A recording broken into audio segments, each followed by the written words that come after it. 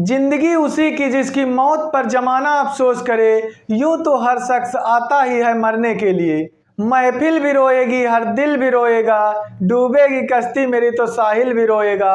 इतना प्यार बांटूंगा इस दुनिया में ऐ मेरे दोस्त, कि मेरे मरने के बाद मेरा आशिक तो क्या मेरा कातिल भी रोएगा। जय हिंद दोस्तों, मैं रंजीत कुशवाहा। आज हम पढ़ेंगे चंद्रशेखर आजाद। चंद्रशेखर आजाद के बारे में जानेंगे, क्या उनका विजन था और कैसे आजादी के लिए कार्य किए। तो आज जानेंगे चंद्रशेखर आजाद के बारे में। चंद्रशेखर तिवारी, चंद्रशेखर तिवारी नाम तो चंद्रशेखर तिवारी था, लेकिन वो अपने नाम के आगे आजाद लगा लेते हैं। उसके पहले इनका नाम चंद्रशेखर तिवारी। अब चंद्रशेखर तिवारी जी का जन्म 23 जुलाई 1906 को भावरा झाबुआ में हुआ। भावरा गांव पड़ता है, झाबुआ ये पड़ता है मध्य प्रदेश में। मध्य प्रदेश में चंद्रशेखर आजाद जी का जन्म 23 जुलाई 1906 को भावरा झाबुआ मध्य प्रदेश में इनका जन्म हुआ। इनके पिता का नाम सीताराम तिवारी था। पिता का नाम सीताराम तिवारी। सीताराम तिवारी पिता का नाम था। माता का नाम जगरानी देवी। जगरानी देवी माता का नाम था। चंद्रशेखर आजाद जी बहुत ही मेहनती और ईमानदार थे। उनका एक सोचना और मानना था कि कुछ भी करके मुझे देश को आजाद कराना है और अंग्रेजों की जो स्वतंत्रता की बेड़ियां हैं, इनसे देश को मुक्त कराना है। चंद्रशेखर आजाद जी के पिता सीताराम तिवारी, माता जगरानी देवी, और इनका जन्म जो हुआ 23 जुलाई 1906 को भावरा झाबुआ मध्य प्रदेश में जन्म होता है। इनकी उम्र जब 13 साल की उम्र होती है, तो 13 साल की उम्र में पिता से बहस होती है और घर छोड़ करके चले जाते हैं। तो इनका जब घर छोड़ करके जाते हैं तो ट्रेन पकड़ते हैं और ट्रेन में नींद लग जाती है, मुंबई पहुंच जाते हैं। मुंबई जैसे आज माया नगरी है, उस समय भी मुंबई अन्य राज्यों से या अन्य शहरों से एडवांस थी।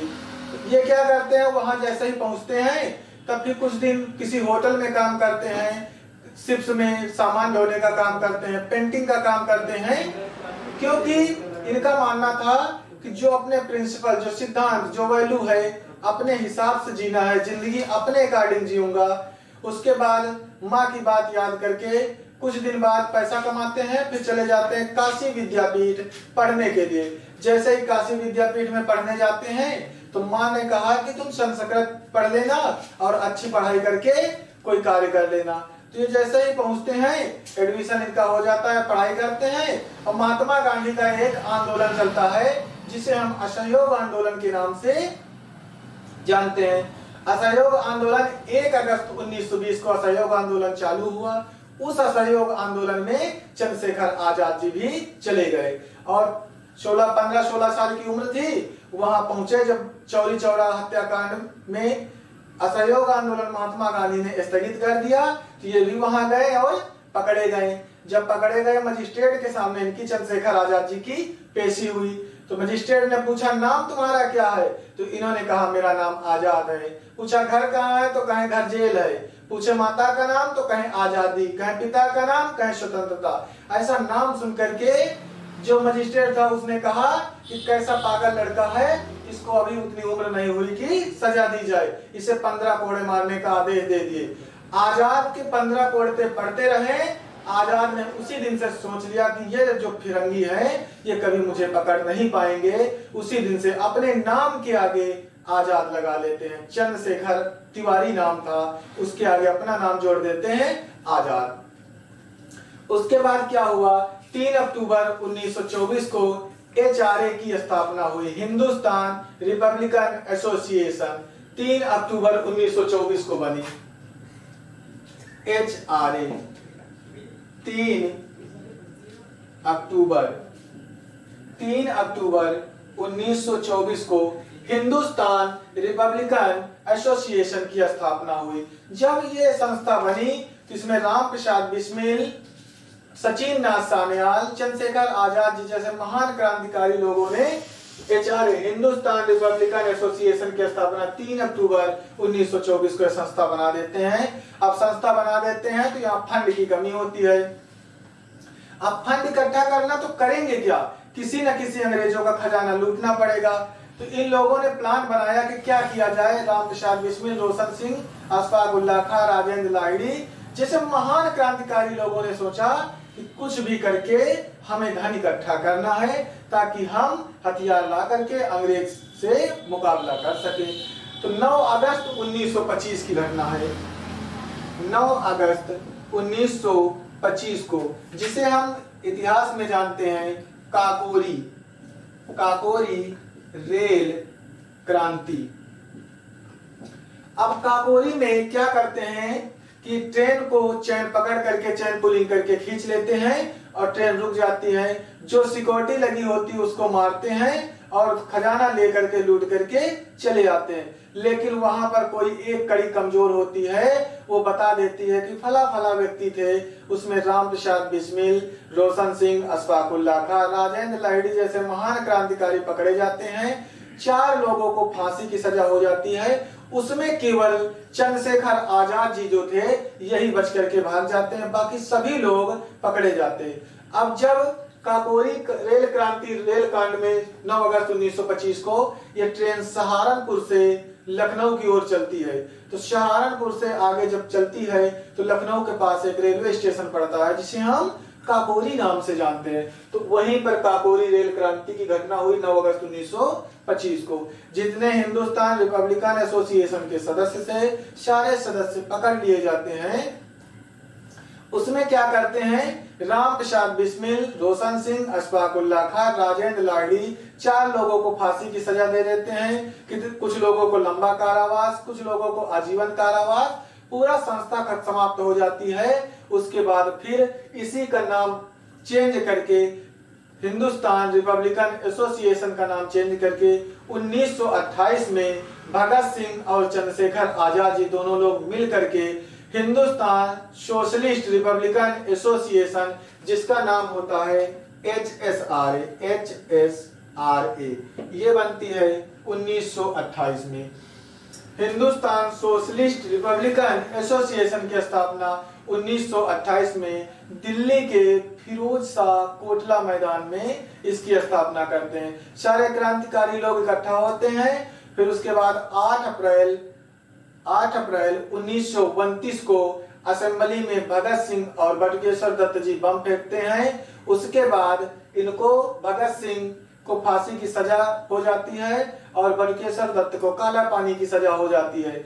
अब चंद्रशेखर आजाद सोचते हैं कि कैसे न कैसे करके, अब देखो 1928 में तो HSRA की स्थापना हो, हिंदुस्तान सोशलिस्ट रिपब्लिकन एसोसिएशन की स्थापना 1928 में करते हैं।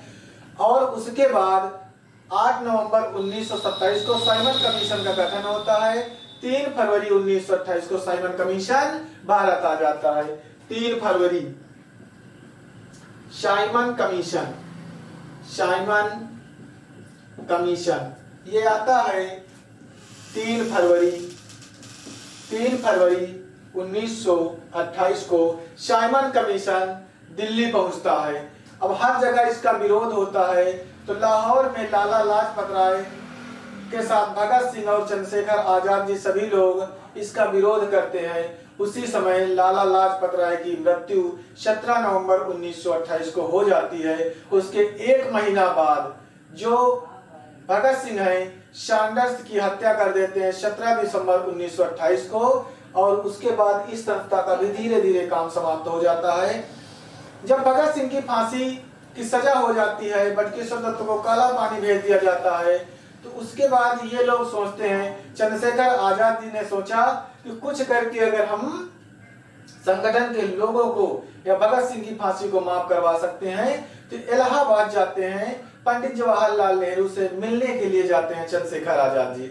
तो आजाद जी ने सोचा कि क्यों ना हम पंडित जवाहरलाल नेहरू से मिल लिया जाए, अपना स्वाभिमान त्याग करके अपनी ईगो सोच करके, ताकि हमारा संगठन बचा रहे। अगर ये संगठन नहीं तो ये आजादी कहाँ। भगत सिंह ने क्या कहा था, कभी वह दिन भी आएगा आजाद हम होंगे, अपनी ही जमी होगी अपना ही आसमां होगा। 27 फरवरी 1931 को अल्फ्रेड पार्क में आजाद जी बैठे होते हैं, उनके किसी एक साथी ने मुखबिरी कर दी, पुलिस से बता दिया कि यह जो आजाद जी जो जिनके ऊपर इनामियां घोषित हैं वो ऐसे अल्फ्रेड पार्क में बैठे हैं। 27 फरवरी 1931 का दिन होता है।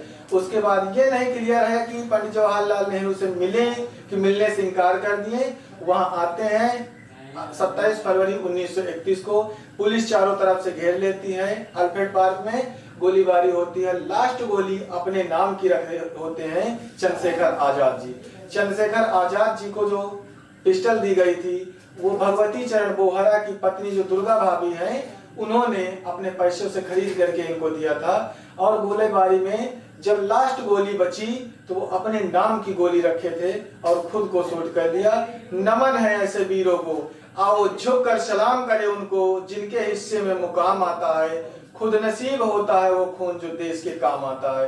तो ये थी हमारे चंद्रशेखर आजाद जी की क्रांति की भावना, कैसे ये पले बढ़े, कैसे मेहनत किए, कैसे संघर्ष। आज सच में जरूरत है तो वैचारिक क्रांति की जरूरत है। अच्छा बिहेव करे लोगों के साथ। एक अधिकारी बनने से पहले एक अच्छा इंसान बनना जरूरी है। कुछ भी करने से पहले एक अच्छा इंसान, बेहतरीन इंसान अपनी मीठी जुबान से जाना जाता है, वरना अच्छी बातें तो दीवारों पर भी लिखी होती है। जय हिंद दोस्तों।